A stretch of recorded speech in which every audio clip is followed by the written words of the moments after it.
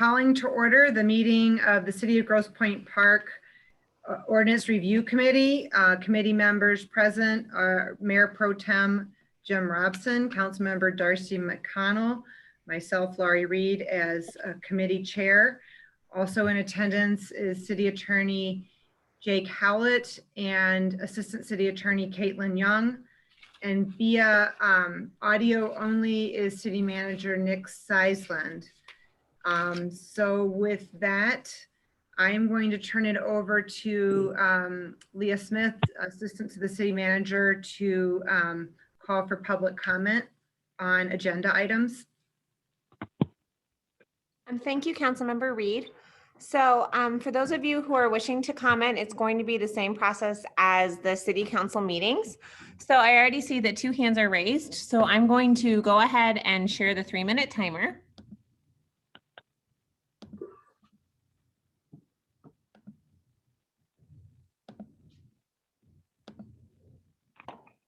And then the first person in the queue is Mary. So Mary, if you can unmute yourself.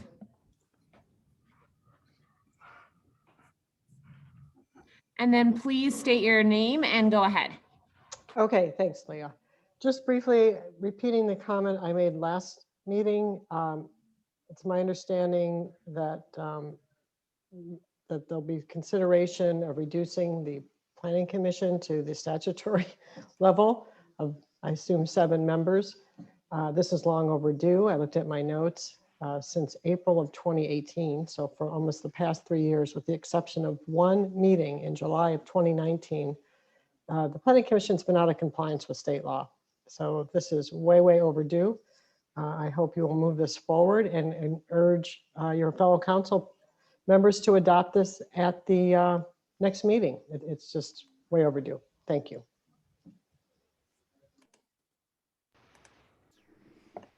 Thank you. The next person in the queue is Anna. So I'm going to ask you to unmute yourself. And please state your name and go ahead. Hi, this is Anna Signorino. When we looked into buying here in the Grosse Pointe area, we chose specifically Grosse Pointe Park for 2 reasons. 1, the parks were absolutely exquisite. 2, we like the diversity. When we moved here, no dogs were allowed in the parks. There's a sign clearly states, it still hangs up, no dogs allowed in the park. Okay, now we relocate to about 4 different states, in the last 5 years. We come back and there's dogs walking around all over the parks. I said, well, what the hell happened? Why are there dogs in the park? And the gatekeeper says, well, they have dog walking park passes. So what the hell is that? I'm curious, Jake Howlett, send a FOIA request to you. When did this happen? When did this section of having dog walking park passes go into our code? Who allowed that to happen? We're destroying the parkland by doing it. We're putting unnecessary risk for children and adults of harm to getting hurt by dogs. And it just doesn't make sense. And the ridiculous thing is that, so from Memorial Day until Labor Day, no dogs are allowed during open hours. But then after Labor Day, you can have, the 125 dogs who have the special dog park walking pass as whenever the parks are open. But then come January 1 until Memorial Day, they can only be there on the weekends. The absurdity is, why are dogs in the park sometimes, maybe some on the weekends? Why are dogs allowed on the sledding hill where they're pissing all over the snow? And you've got a 2-year-old child's face right there at eye level with a dog. Don't you think that's a little bit dangerous? And there's absolutely no room between the ice rink and the benches where people sit on to put their ice skates on. And you've got dogs walking around the ice skating rink during the day. That's not okay. We don't need that to happen. Get the dogs out of the park. There's no reason for them. It doesn't benefit the park. It doesn't benefit the park users. It only benefits those people who own dogs that want to walk their dog in the park. And we're not saying that those dog owners cannot walk in the park. They have every opportunity to go inside the park during park hours. They just can't bring their dog. They can bring their dog anywhere else. So I am begging the ordinance committee to please remove that allowance for dogs to walk in the park. And if you can find a reason as to why we should have dogs walking in the park for the benefit of the park, for the benefit of the park users, please let me know, because somehow I'm so damn stupid. I can't figure this out. And I'm absolutely angry and irate that I come back in this beautiful park and there are dogs pissing all over the shrubs and barking, and a 5-year-old child is walking a dog, and the other one is, you know, chained up to the picnic bench while the guys are playing pickleball, and then it walks across the pickleball court. I mean, come on.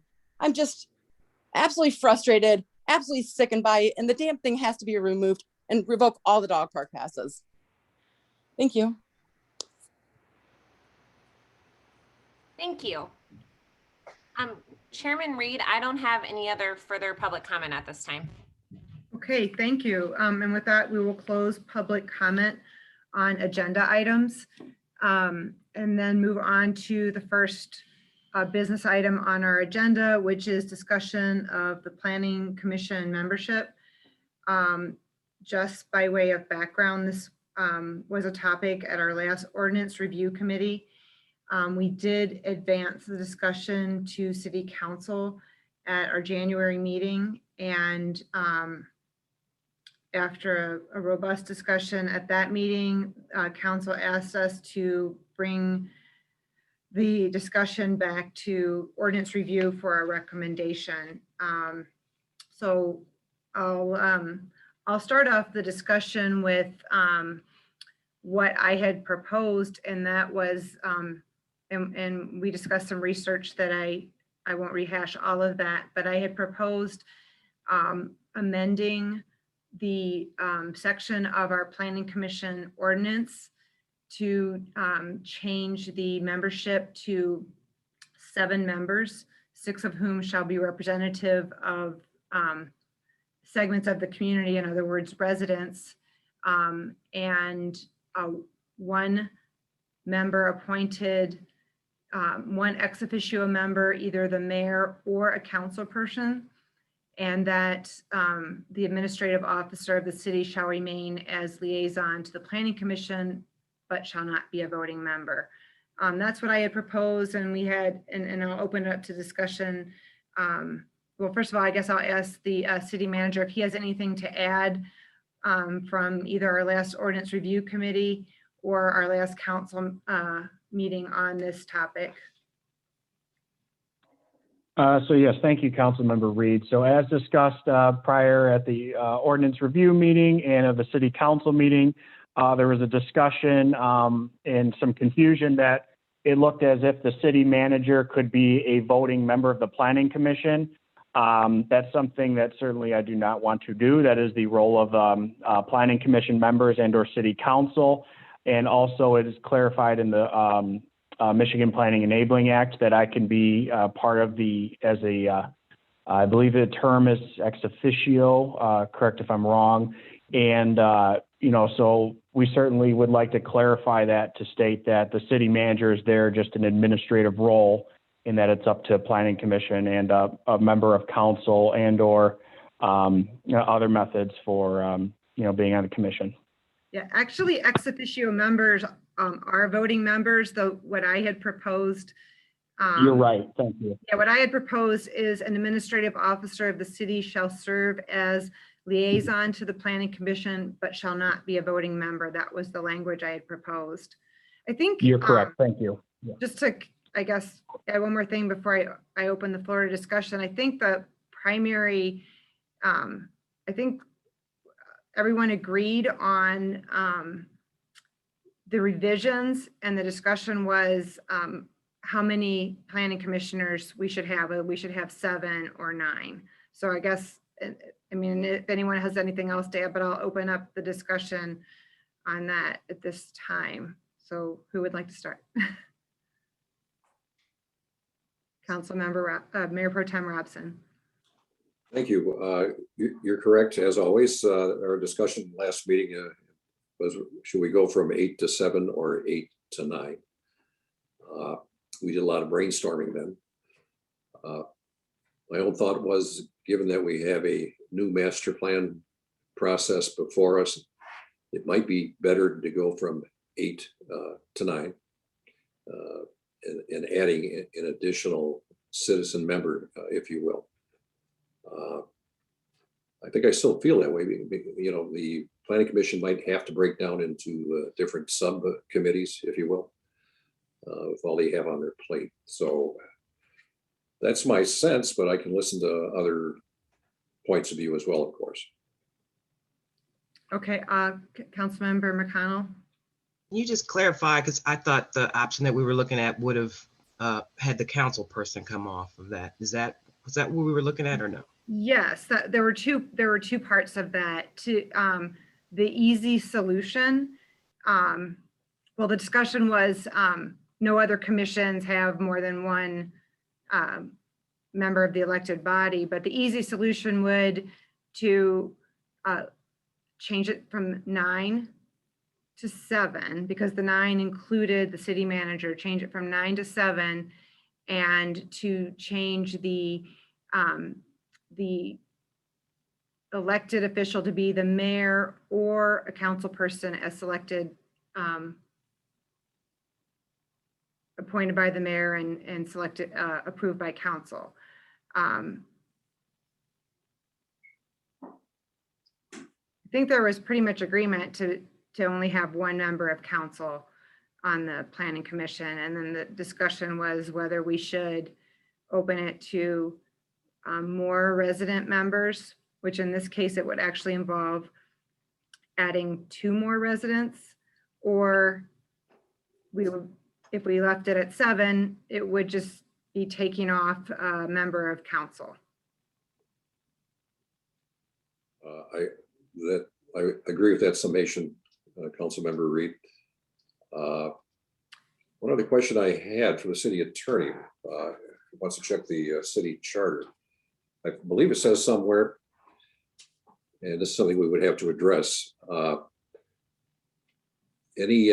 a member is appointed, they must fill out their term, if you will, unless there's cause not to. So I guess what I'm getting at, I'm just asking to address, in this case, if there was one of the city council members that we subtract, how does that interface with that city charter provision, if you understand what I'm saying? I'd have to look at the charter. I don't have the language right in front of me, I understand. but I'm not sure that that would necessarily preclude if drafting an ordinance and having the mayor who can appoint also adjust the membership, especially when it's complying, to put it in compliance with state law. The statute would always trump. And so if we're maneuvering around, and I think the decision is if the decision is to reduce the number, there would be a mechanism to accomplish that to comply with the law. So I'll double check the charter, but I don't foresee that being a hurdle to following that plan. Thank you. Okay, I think additional feedback from my colleagues. Okay. So yeah, I'm sorry.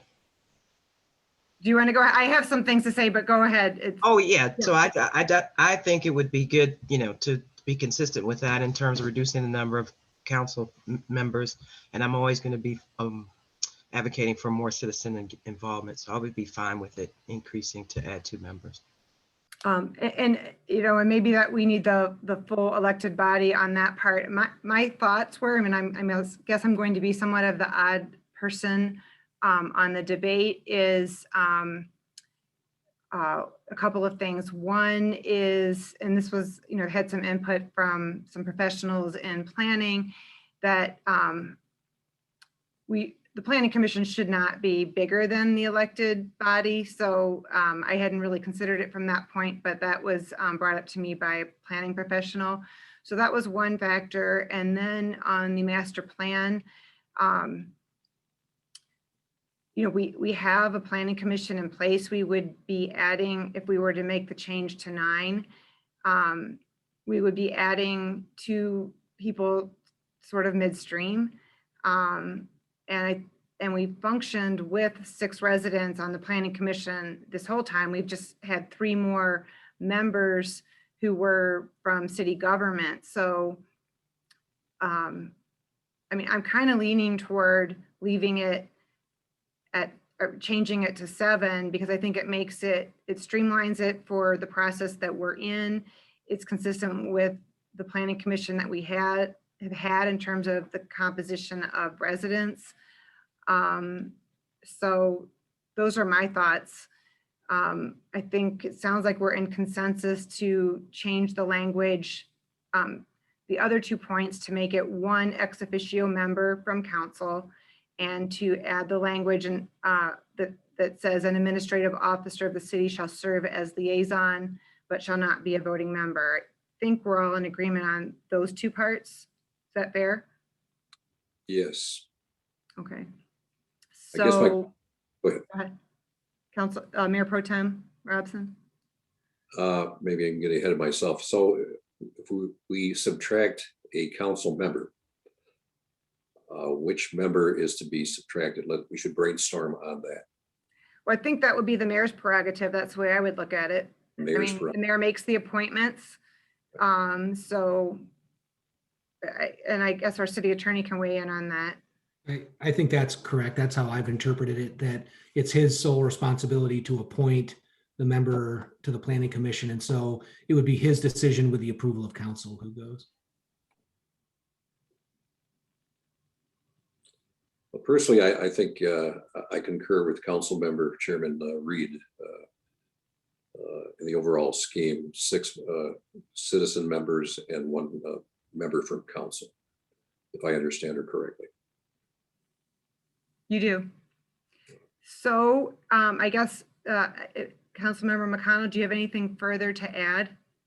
No, well, I think it's helpful to hear that it shouldn't be bigger than the elected body. So that obviously impacts my thinking. So I'd be fine with the smaller number. So I had, from our last ordinance review committee, I had drafted the language, which was, and I believe I shared that with the city attorney, and it was pretty simple. It was our existing language, just changing the composition to 7 members, making that 1 ex officio member, and adding the administrative officer as a liaison. So do we have consensus to advance the proposed revision to the planning commission ordinance section on membership to the full council? Yes. Okay, all right, great. Okay, then we're going to move on to our next agenda item, which is generators. And I am going to ask the city manager to introduce this topic. Thank you, Councilmember Reed. So Ordinance Review Committee, before you, I sent over our zoning, which would be 27, 85, and 86. I would like for you specifically to turn to 2786, Section C. And the reason this is on our agenda tonight is we had at City Council a variance request for a generator that was not in compliance with our ordinance on its setback. We have seen a significant amount of interest from residents to include electric generators on their premises. And currently on 2786 Section C, it currently prohibits residents from having such generators on their side or front yards of a dwelling setback, which has been quite a challenge for those that would like to have this due to recent power outages that we've had in the community, and or recently, when we've had some ice storms, usually in March or April. So talking with the city building official, we would propose deleting Section C of that ordinance of the 2786 and incorporating sections of 2785, which is the air conditioning units, which would be written consent from the neighbor, and that it has to be within 15 feet of a dwelling of the property line. So I think this would help the building department. It would also reduce variance requests from city council. And so, and at this time that the electrical generators ordinance was done, they were fairly newer with homes, and they were quite loud at the time and a lot bigger than they are now. But as technology and everything improves, they certainly are a lot better than they used to be. So I think anything we can do to help our residents certainly starting this process, I would be open to. So happy to hear your comments from that. Okay. Let's open it up for discussion. Do any of the council member McConnell? I just want to clarify. So is the guidance on air conditioning units, is that a best practice as it relates to generators? Is that why you are using that as the model? Yes, Councilmember McConnell. So talking with Chief Building Official Ron Supel, he agreed that looking at the air conditioning units ordinance fits well, still with standard AC installations, and that if we could mirror that similar to the electrical generators, that would be extremely helpful. At the time, and Councilmember Robson may be able to recall, but from talking with history, at the time council proposed this, generators were quite loud. And, so residents didn't want them closer to their home. But as technology has improved, they're much quieter, and residents are more, allowing their neighbors to use so. And some even are allowed, will connect, their fellow neighbors will use that generator for power. Well, just to follow up on that, just to clarify, because I know that there is some guidance as it relates to a certain distance you want to have between the generator and your house that's not related to noise. So. Mm-hmm. Oh, you were asking the amount of feet. Is that what your question was, Councilmember McConnell? Yes, I was just trying to clarify if the guidance about the AC units is a best practice for the distance that's recommended for generators from your home. For the air conditioning units, 15 feet. That is my understanding from Chief Building Official Supel. Okay, thank you. And the written consent of the immediate neighbor would be required as well. Is that right? That is correct. We would need a written consent from the neighbor, similar to what is already done for air conditioning units. Right. I don't have a problem with that. So just sort of as a housekeeping matter, will you have, if we're in agreement with what you propose, will you have a draft revision to the ordinance in our council packet for our next meeting? Yes, I would like to, Councilmember Reed, because that will already solve one potential variance that would be at our next council meeting. So yes, I would have it ready for council's review and potential approval. Okay. Any Councilmember McConnell? So this is really cursory, but I just did a quick, search, and I'm seeing a lot that say 20 to 25 feet. So I just want to make sure that we are doing the right thing here.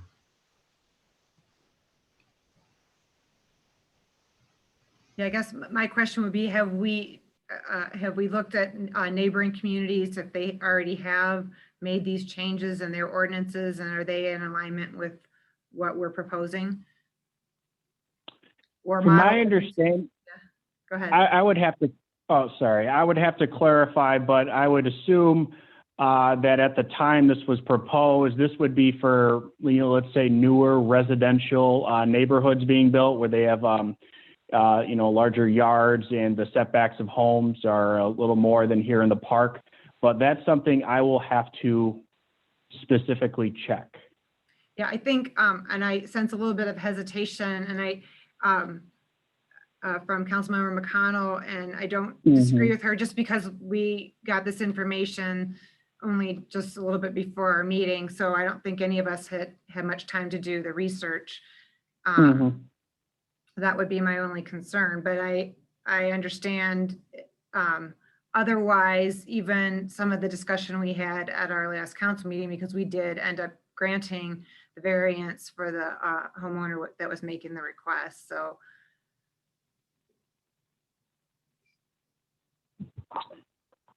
what I could propose is that I could go loop back with Chief Building Official Supel and then see if he believes that 25 feet would be something that could be attainable.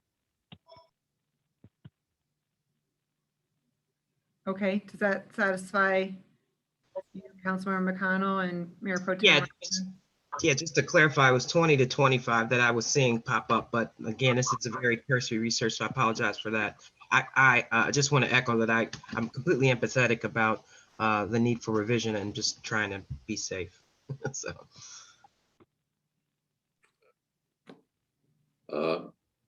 So where are we at here? We want the city manager to double check. Yeah, how would the committee feel about advancing it to council with some supporting information from our building supervisor and model ordinances, something along those lines? So we're ready to act on it, assuming that there's information that supports it. How's that sound?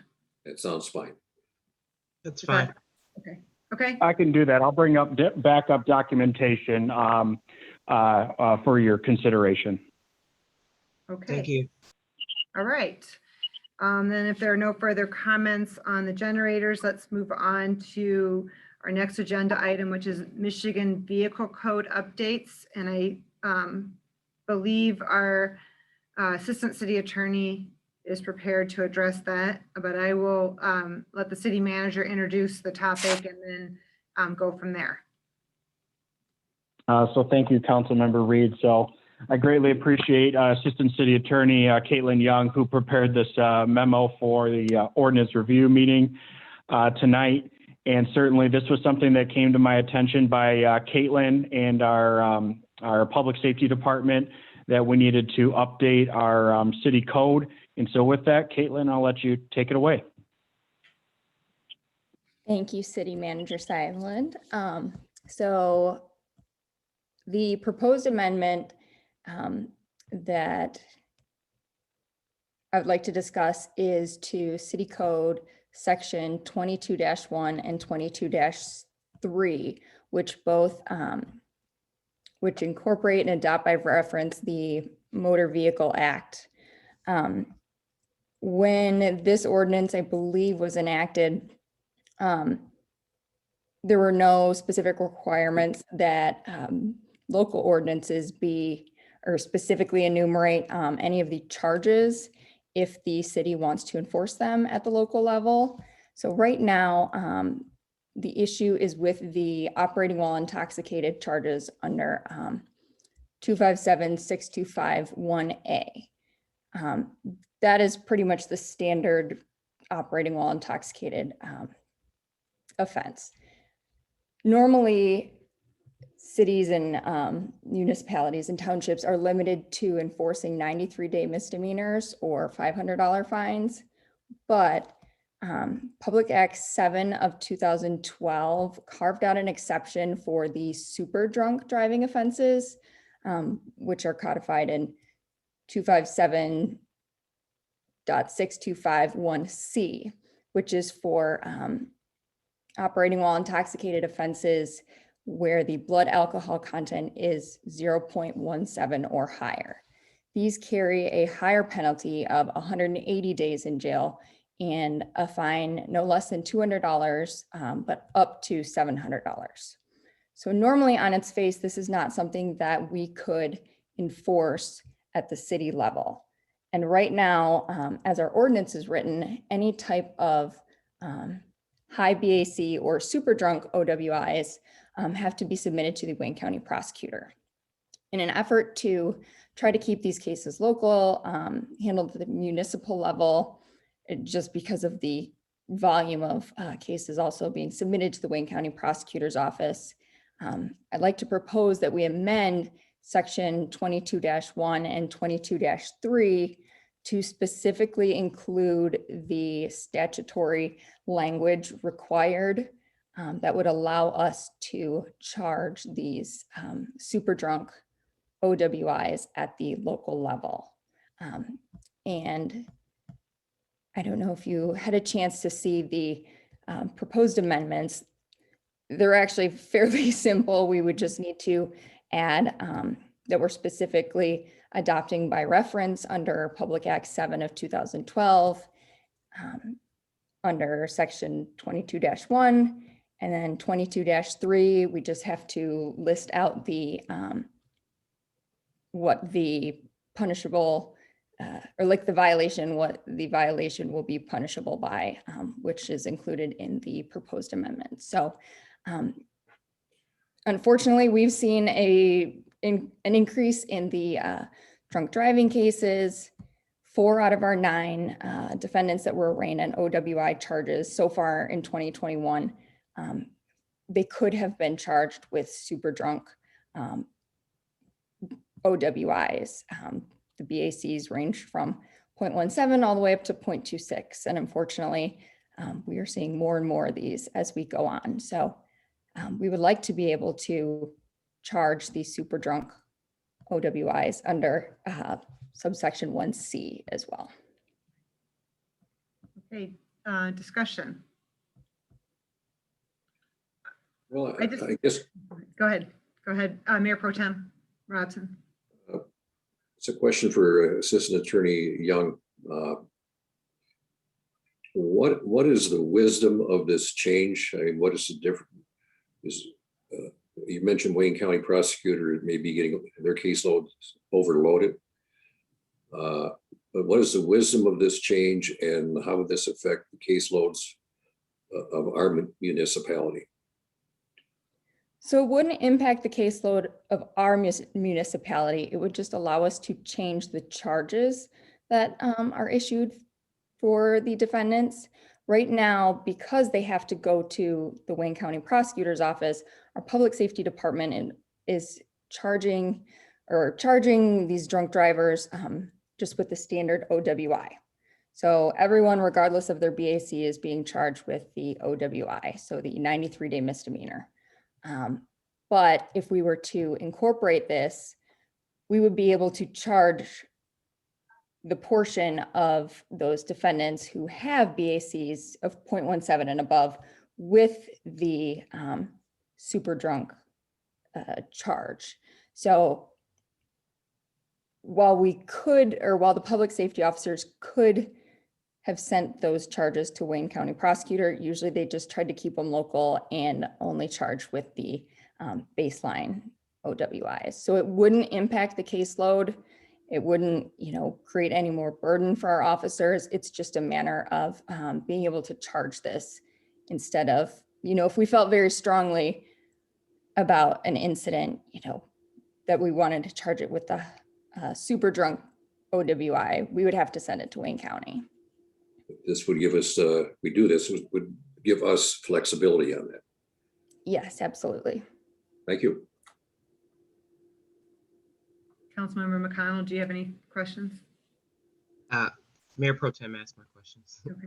Yeah, I guess just to follow up on what Mayor Pro Tem Robson asked, it sounds to me that if our officers wanted to charge as super drunk, it's more work for them to refer it to the Wayne County Prosecutor's Office.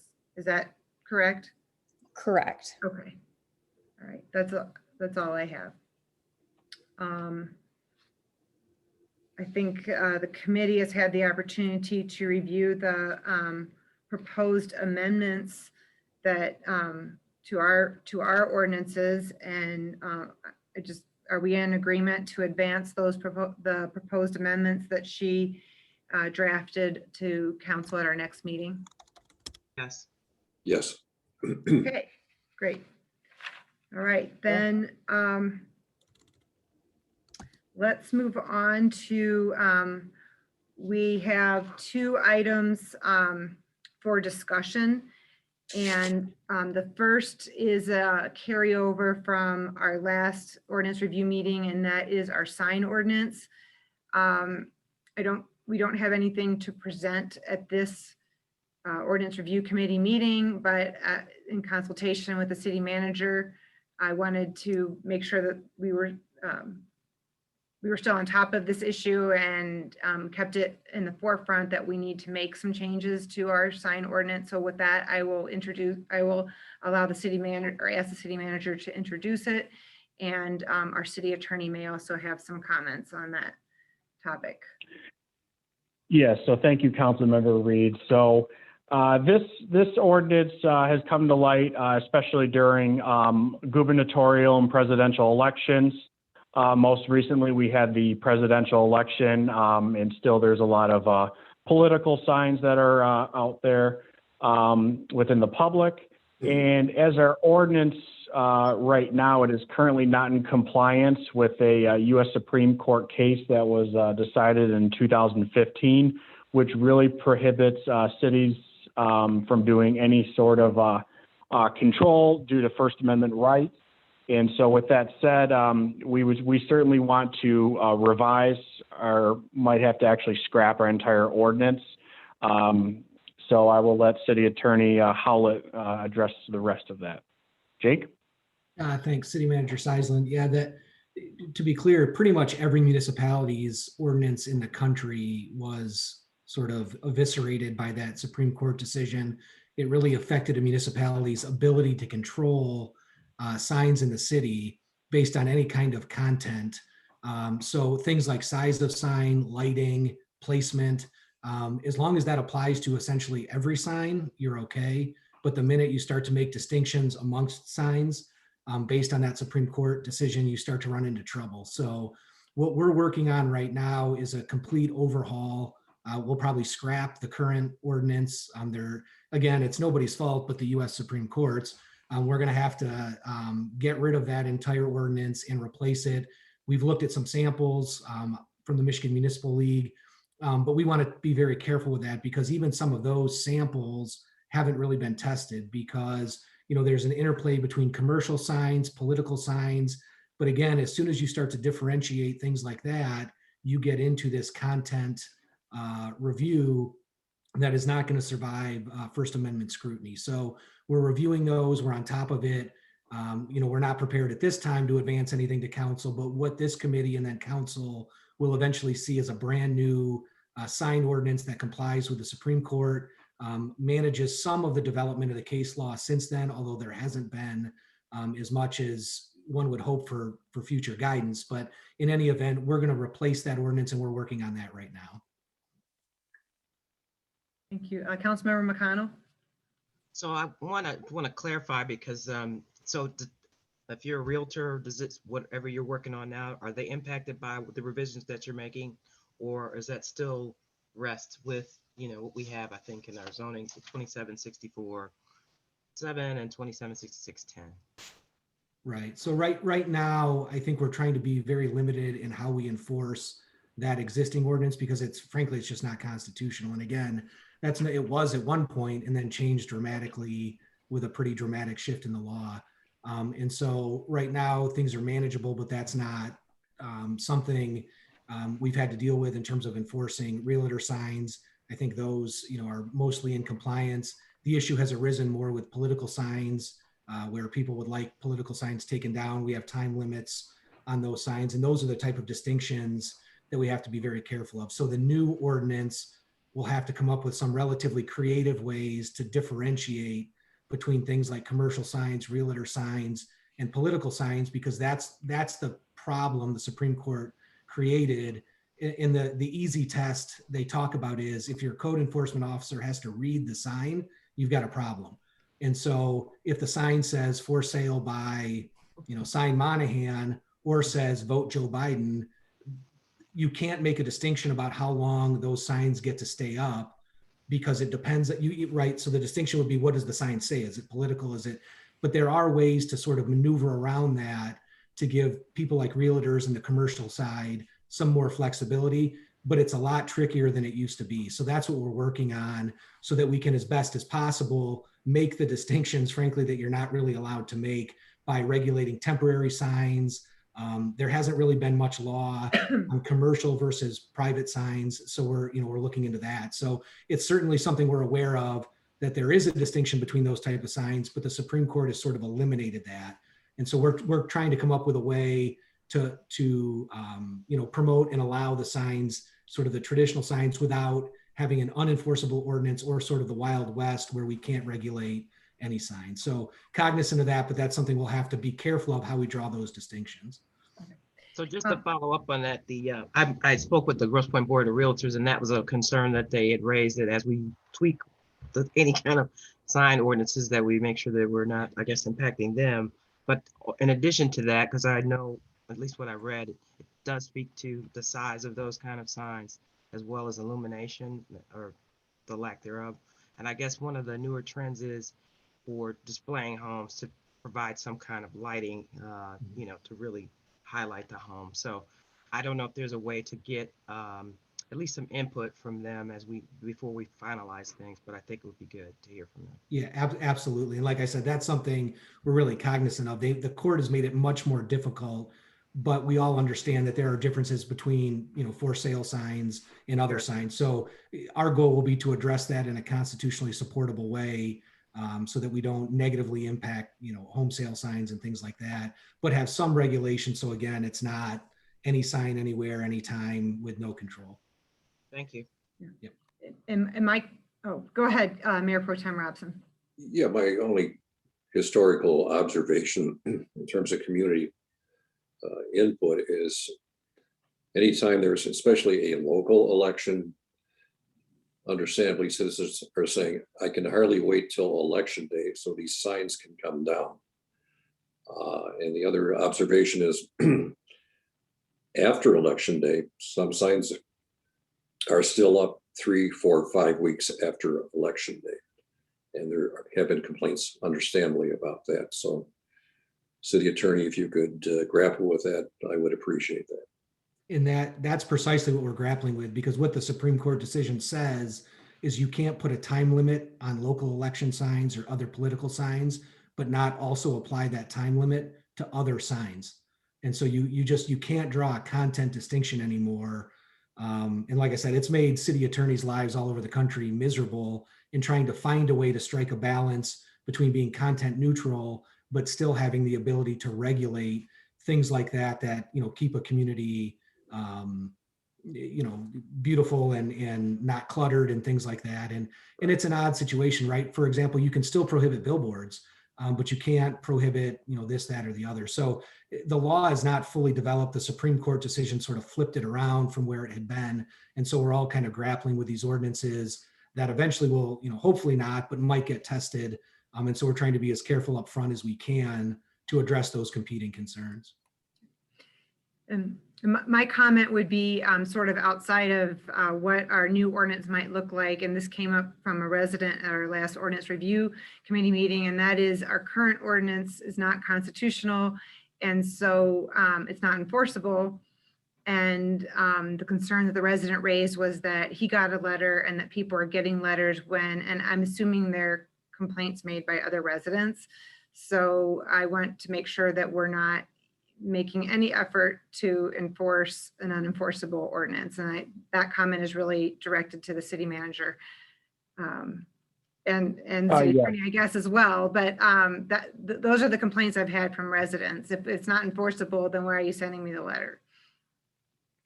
Right. So thank you, Councilmember Reed. So yes, this did come to my attention. Code enforcement and the city had been receiving many phone calls regarding signs, and there was the premise that you could still, within so many days take those down. As soon as, I was notified that this was happening, I asked code enforcement to immediately seize this, and which they did. So ever since that first concern, that might have been back in November, late November, it is seized. We have not enforced that ordinance. Okay, great. Thank you. So that, I think unless someone has anything else to add, we can close the discussion on signs, knowing that we're going to be taking this up again at a future committee meeting and eventually to City Council. Moving on to our next discussion item, I'm going to also have the city manager introduce this discussion item, and that is our dogs and our dog ordinances. So I will turn it over to City Manager Seisland. Thank you, Councilmember Reed. So City Council adopted in March of 2020 a revision of Section 6, which is for animals, and Section 17, which is Parks and Recreation Rules. Specifically in Parks and Recreation Rules under Section 17.18, there are 2 points in there that I would propose the committee consider. One of those that has come to our attention is under Section B3, We have a provision under there for service dogs that only service dogs for the legally blind would be in compliance for being in our parks. However, some further research and some concerns that Parks and Rec had this year, we've had several other residents who have a ADA disability that they should also be able to allow to have their dogs in attendance when they're visiting our parks. A couple of those points are, for example, which I sent to you from the U.S. Department of Justice, their disability rights section. This would also be not only for the blind, alerting people who are deaf, pulling a wheelchair, alerting and protecting a person who is having a seizure, mental illness, reminding for medications, PTSD, anxiety attacks, and performing other duties. It does clarify, too, that we could state service animals are working animals, not pets. And I believe the concern at the time that ordinance review met is that we were worried that emotional or comfort support animals could be considered. After further review, they are not considered, they do not qualify under the ADA. So that's one section. I know that was quite lengthy, so maybe I'd ask if there's any comments on that before I go to my next. So I'll open up to you. I have a question or a comment. Are these service animals, I'll call them for the sake of the discussion, is there a requirement, or can we have a requirement that they be identified as such? I mean, most of them, I think, have sort of a vest, or they're identified as a service animal. I'm not sure if that's required for all of them. Can we require that? If either of the city attorneys know.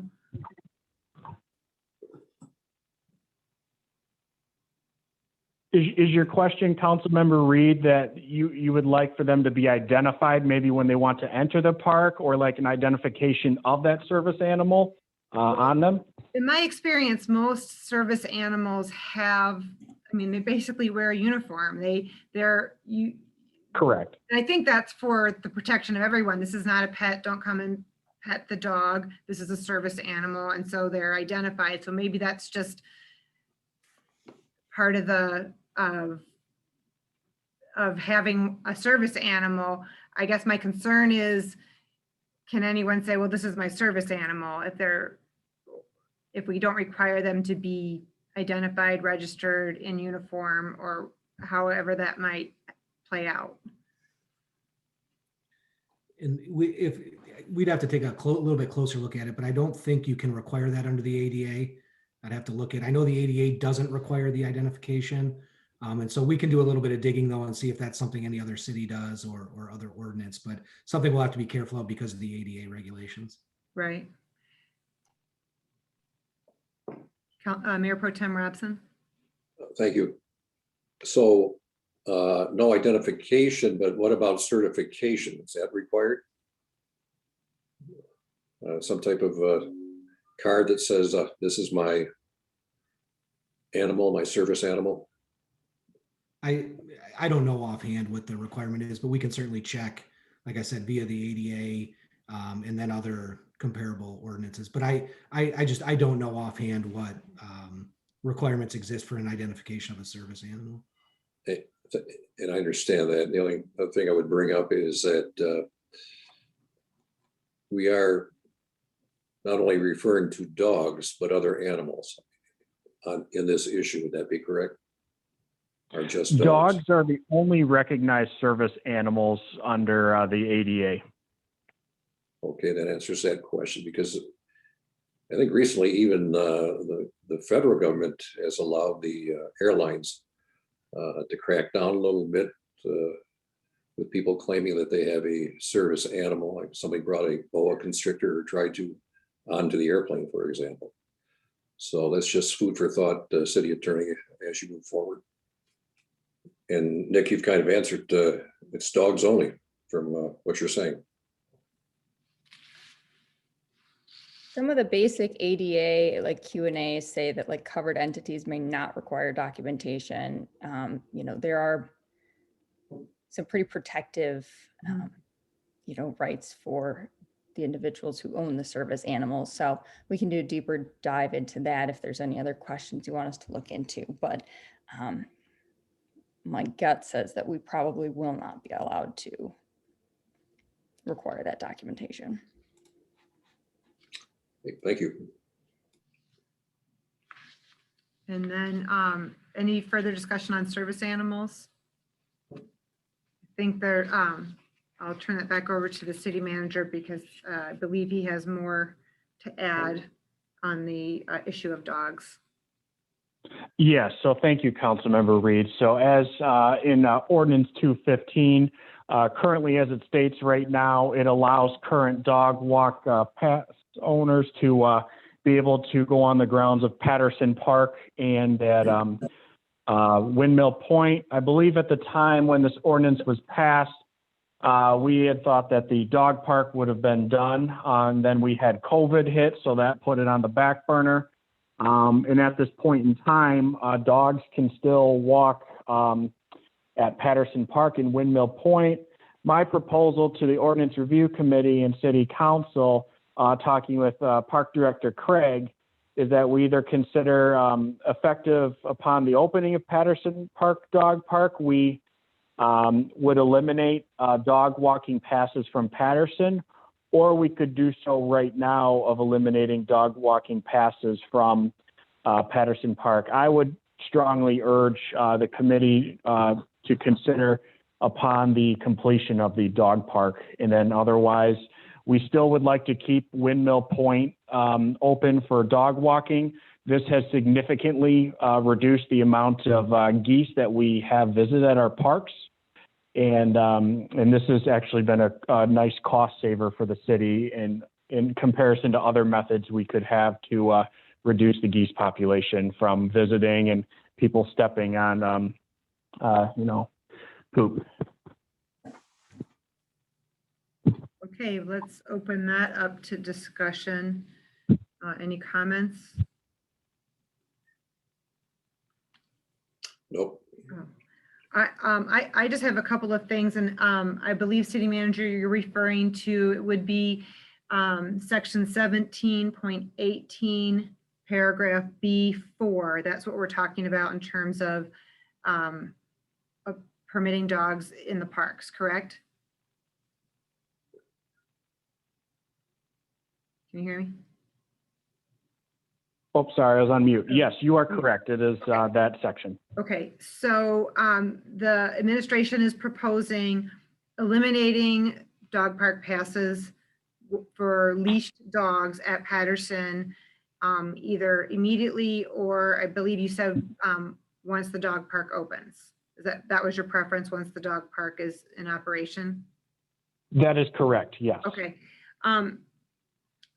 I'm fine with that. The only thing that I would add, and it's a little bit outside of the ordinance, but that paragraph refers to owners who have received a license from the Parks and Recreation Department to walk their dogs at the park. It's not easy to find that Parks and Rec's policy for those licenses, so I would request that process be posted along with the eligibility for such a license, the number of licenses, and the rules for having or license or pass, whatever we're calling it, that be prominently displayed on the Parks and Rec section of our website, so residents are aware of that, because that's one of the issues that have come up. It actually came up, I was on the Ordinance Review Committee when we made these changes, but it came up that many residents weren't aware that there was an ability to have a special pass or what the rules or process for getting one was. So I would ask administration to rectify that situation. But otherwise, I am in agreement if we're going to put a dog park at Patterson that we would not have on-leash dogs also walking at Patterson.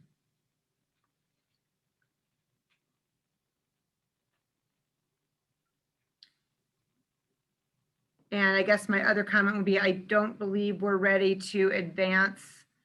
I mean, City Manager Seisen, you can answer this. Are we ready to advance that to City Council? Or do you want that to come back to ordinance review with a actual proposed language? I believe I could craft something with the city attorney for council review, but if you would like to see further clarification in the writing, I can certainly bring this back to ordinance review. So completely the committee's at your disposal. Well, I think the proposed changes that you're talking about with that paragraph 4 is just where it says either park. Essentially, we would be saying Windmill Point Park. I think that would be the real change there. And That's correct. Possibly adding a sentence, maybe paragraph B1, that says dogs shall be permitted in the confines of an off-leash dog park at Patterson Park under the rules and regulations.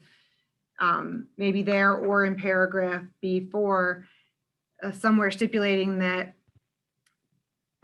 dogs are only allowed in Patterson if they have the dog park pass, however we want to word that. That's what you're going for there, correct? That is correct. Okay. I'm fine with those changes being advanced to council without having to come back to our committee. Do any other committee members have a thought or comment on that? Fine with that. I'm fine as well. Okay.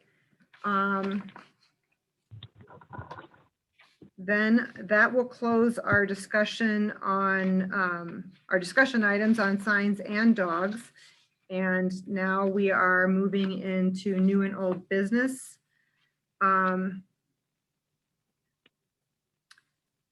guess the only thing, since I have the floor right now, I just, in terms of old business, would bring up our prior discussion about the codification process. I know administration is looking into it. I don't know, City Manager Seisland, if you have any updates for us now, but I just wanted to keep that topic in the forefront as well. I can briefly discuss it if you'd like. Sure. Okay, so currently Leah Smith and I, we have been reviewing on the BidNet site to produce a RFP quote to get solicitation for codification. And as we discussed prior to, there's Muni Code and about 2 other companies that are out there. And so we are in that process right now of developing that. So we're pretty close, and I believe this is something that we could have fairly soon and available at a future council meeting for discussion. Great. Or Thank you. ordinance review. Yes. Great. That's all I have in terms of old business. Do any other committee members have new or old business they'd like to bring up? Councilmember Reed, sorry to interrupt. I just, from the administration, if I could bring up a couple small items. Yes, go ahead. Thank you. So I've had Assistant to the Manager Smith and our Code Enforcement Officer reviewing codes for minor updates or tweaks that could help out the city. For example, the generator was one of those. Things on the hopper right now that we're looking to address, we've had numerous concerns, is our ordinance of a living fence. So just wanted to put that on your radar. There's a lot of concerns of living fences that are on street corners that prohibit safe crossings for walkers and or for driving. We've had some concerns and we're looking to address snow removal from private contractors. And as well, we are looking into business standards right now for LED lighting. So just wanted to bring that all to your attention right now from our standpoint. And I'll hope to have at a future ordinance review meeting for your review. And I see Councilmember McConnell had her hand up, and I just wanted to make one comment on the lighting. While you mentioned it, and I know this has been a topic in the past, and that is We addressed the lighting in the residential areas and but we did not in the commercial areas as they spill into the residential areas. So that would be an area I'd like to look into. I don't know if your LED lighting would cross into that or not, but That would cross into that, Councilmember Reed, yes. great. And Councilmember McConnell, you had a comment. Again, I'm still based on that meeting I had with the Board of Realtors, so I need to get some more information, but I know that there was some discussion about the minimum square footage. I spoke with City Manager Seisland about this. One of our neighboring cities looked at that. And the thought is, you know, really focused on the aging population and their housing needs, and then younger residents who are coming in and their needs. And so the housing needs may be different. And so we may need to have some leeway, but I need to do some more homework and also have some more dialogue, but I at least wanted to mention that. So. Thank you. Any other items for new or old business by committee members or administration? Okay, we will close that item and I will now turn the floor over to Leah Smith for public comment on non-agenda items. Thank you, Councilmember Reed. At this moment, I actually have no public comment. Okay. Sorry, I had one pop up right after I said that. There's always one. There's always one. So let me share my screen really quick. And then Anna, you are first. If you would please go ahead and unmute yourself and state your name and go ahead, please. Hi, Anna Signorino calling in again. So we're talking about generators. We had a lot of discussion about that. This is the second time we talked about it, and how noisy they may or may not be. And now all of a sudden we need to have consent from our neighbors, whether we're getting a generator in our backyard. And that's considered of the neighbor, but what about the neighbors on Grand Marriott with the dog park and all the noise that is going to be, you know, on their end? Nobody's asking about that. You're talking about, you know, removing signs to make the community beautiful, and yet you're throwing dogs inside of a dog park, inside of our beautiful park, and that's just destroying it. If you're going to change the city ordinance with the dogs and you're keeping them at Windmill Point Park, I disagree with that. Nobody really wants to go and bring their kids to the playground or go on the pier and watching dogs take a dump right as you're walking on the pier. That's disgusting. Anyway, I would say if you're making a change to the ordinance, if the dogs can't be during park hours from Memorial Day until Labor Day, why don't you just change the ordinance so that the dogs can go piss and shit in the park maybe before 9:30 a.m. so that the people who are actually using the park don't have to look at it? I mean, it's still going to damage the parkland, but at least it won't. At least the hours will be limited, and at least it will ensure the safety of other park users, children. Dogs on leashes do not always stay on leashes, and we've seen it. I've seen it. Folks on Grand Marriott who are there, you know, with their video recordings, they see it all the time, and they've identified it, and they've shared it with you, and I've shared it with you. Dogs do not stay on a leash, and if they do, they're not leashed properly by an adult.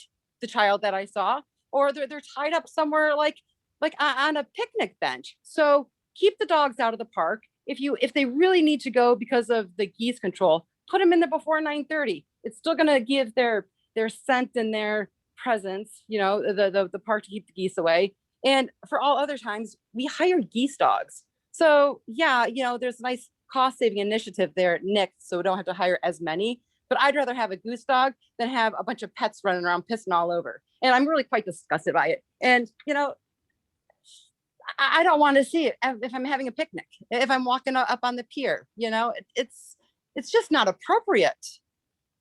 You got to see it when you're walking down the street and in front of the neighbors' yards, the dogs are squatting and urinating everywhere. I am please begging you to have the ordinance changed to before 9:30 a.m. all year round, and make it, you know, safe for the park users and make it not so disgusting for everybody to look at. Thank you for your consideration.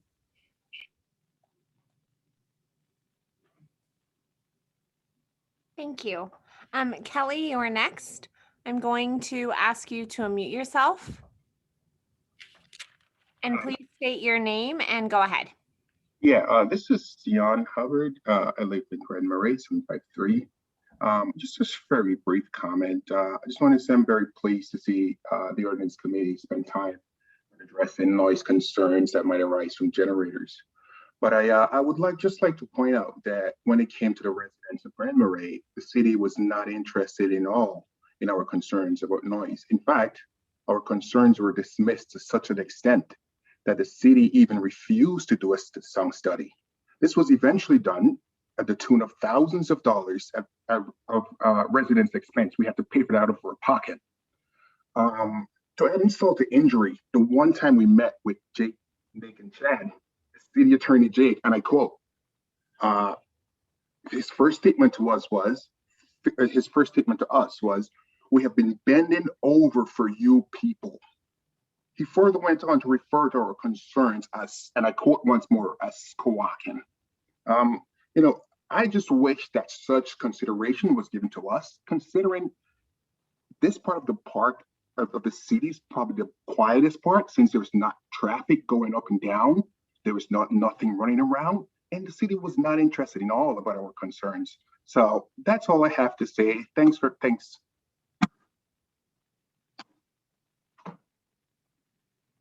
Thank you. Councilmember Reed, I have no further public comment at this time. Thank you. With that, I would move for an adjournment. I move. Support. All right, we are in adjournment. Thank you, everyone. Have a good night. Thank you. Bye-bye. Night.